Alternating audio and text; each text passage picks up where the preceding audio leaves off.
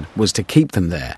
In the weeks before D-Day, thousands of obstacles were placed in the sand. Huge metal gates, booby traps, and metal constructions called check hedgehogs. They were designed to blow up the landing craft and slow the troops down, creating a killing zone on the beach. The majority of the killing, majority of the deaths will take place on the beach. That's where it will take place, and you want to get off of there as soon as possible. To make sure the men could get across and off the beach quickly, a massive aerial bombardment was planned. It was designed to take out the German positions dug in all along those hills. 450 American bombers assembled over Britain and headed towards Normandy. Once there, the plan gave them less than 30 minutes to drop 1,300 tons of bombs on the Omaha beach defences. Out at sea, the Navy were also to bombard the coast with their guns. The idea is that before the troops go ashore, the German defenders will have been hammered from the air and from the sea. They will have been pummeled by a relentless bombardment, lasting in this case about an hour before the Americans go ashore at Omaha Beach. Well, man, when you watched it coming in, it was a major fireworks there, like the big battleships and cruisers and the rocket launchers. It seems like they could run off like about a dozen at a time, and just scads of those going up there that you felt, oh boy, this is going to be a cakewalk, The aerial bombardment of Omaha Beach was absolutely critical to the Corps plan. And very simply put, the quantity of bombs descending from the sky against the German defenders was thought to be so intense that nobody could live through it, or those who did live through it would be so stunned as to be incapable of defense. And then along about 5 o'clock in the morning, I think, we hear this big roar of the bombers, the B-24s, tons and tons of shells. And we said, oh, now they're going to get it,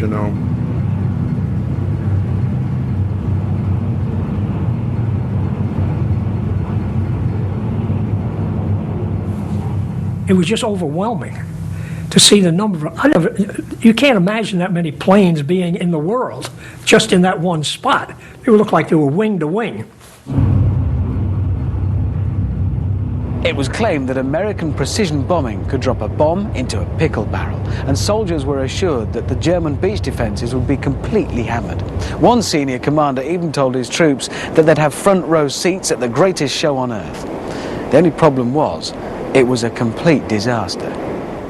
The United States had a doctrine that was called precision bombing, daylight precision bombing, and they bragged that they could put a bomb in a pickle barrel from 20,000 feet. Now, they had nowhere near that kind of accuracy. That was impossible. And the actual morning of the invasion, the coastline of Normandy was just a ball of fire. Just from horizon high, just fire. Constant. And that was the bombardment that was going on. And there's nothing going to survive in that, or at least that was the thought. Well, when you got close to shore, you found that wasn't true, but you couldn't turn back. Americans needed daylight precision bombing. So what they did was they gave them 30 minutes, actually less than 30 minutes, to bomb the beaches there. The only problem is that they missed.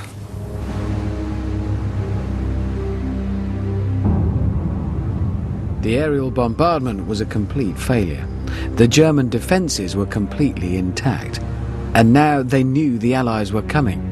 The element of surprise had vanished. We were told that they were going to bombard the beach. We were going to bombard the cliffs. Well, as far as we were concerned, they didn't. I don't know where they dropped the bombs or anything, or what they did, but when we got there, hey, they were all there waiting for us.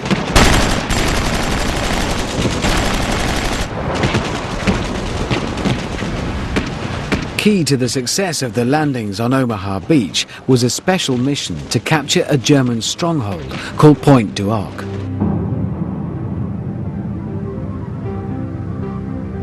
Perched on top of 130-foot-high cliffs just to the west of the beach, it was made the #1 target and would be attacked in the first assault wave. The Allied High Command believed that the mission here at the Pointe du Hoc was absolutely critical to the success of D-Day. If the guns at the Pointe du Hoc were still functioning, with their range, which was 23,000 metres from this position, there was a real danger that they might be able to shoot at, damage, sink Allied shipping out in the Bay of the Seine. So from the American point of view, First Army success at Omaha Beach was integrally tied to the assault at the Pointe du Hoc. In the end, the plan they came up with was not a complicated one. They decided that the best way to attack Pointe du Hoc was to land men on the beach down there and for them to just climb the cliffs right under the noses of the Germans up here. It beggars belief. They'd have had to climb under fire and then, if they did make it to the top, take on the Germans who were just waiting for them. Lieutenant James Ike Eichner was among the 225 hand-picked men from the elite US Rangers chosen for the mission. We were surprised that the enemy position atop the cliffs at Pointe was as big and dangerous as it was, and it absolutely had to be neutralized. The whole operation would be in danger and jeopardy. But the guns the Rangers were ordered to attack had already been moved inland by the Germans to protect them from bombing raids. On D-Day, there's even some evidence that they'd been told beforehand that in fact the German guns weren't even there, to the point where the executive officer, who was supposed to lead the assault, rather than the commanding officer of the battalion, allegedly actually started to drink very heavily and said this is a suicide mission. You know, why are we doing this? And looking at the cliffs here, it's easy to imagine why he had that view if there were no guns there to capture. But this was still a target that had to be taken. The battery position, they could not know with absolute confidence that the guns weren't there. Whatever the French resistance might be telling them, they still had to cut that coastal road, and if the guns were moved inland, they also had to find them and destroy them wherever they were sighted. So this is a critical objective. The plan gave them half an hour to land, cross the beach, climb the cliffs, and take on the Germans. And then once at the top, they were to signal the remaining 500 Rangers who were waiting for them a few miles out there to follow them in. Almost immediately, the plan went wrong. Early on the morning of D-Day, the Rangers come towards the coast, heading towards the Pointe du Hoc, they think, but the coxswains make an error in navigation. And it's only as they approach the coastline that they realise they're going to the wrong place. So they have to turn by 90 degrees and run along the coastline towards their destination, towards the Pointe du Hoc. But the error meant that they were already well behind schedule. We were fired on while coming in. This was not a surprise. The enemy had had about 30 minutes to get up out of his underground bunkers. He was up there throwing hand grenades down by the bushel basketful and firing right down on us, and there was rapid fire situations on either flank that were firing into us. So we had that to come into. The ropes were fired up. There were grapple hooks. Some of them pulled out. The enemy, damn it, cut some of the ropes. You say that was not kosher, you know. And there were two guys on the rope right in front of me going up. So I started in behind them, about 50 feet below them. And the enemy was leaning over up there throwing down grenades, and I yelled up to these fellows. I said, boys, put your faces in and your butts out. They're throwing grenades. And about that time, there was a hellish explosion, very loud explosion, and I was knocked out for a while.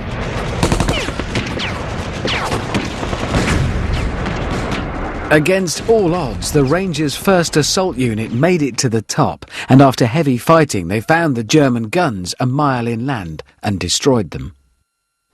It was an amazing feat, but because these first guys were delayed, they weren't able to send the signal to the reinforcements to come in by the allotted time, which meant out at sea, the remaining 500 or so US Rangers now put Plan B into operation. They were to land on Omaha Beach, the other side of that headland, and then make their way here by land. But over on the beach, the carefully laid invasion plans were being blown apart. The main force had to go in on Omaha Beach. And they were supposed to fight their way up to us by noon. and they got up there at noon on the third day.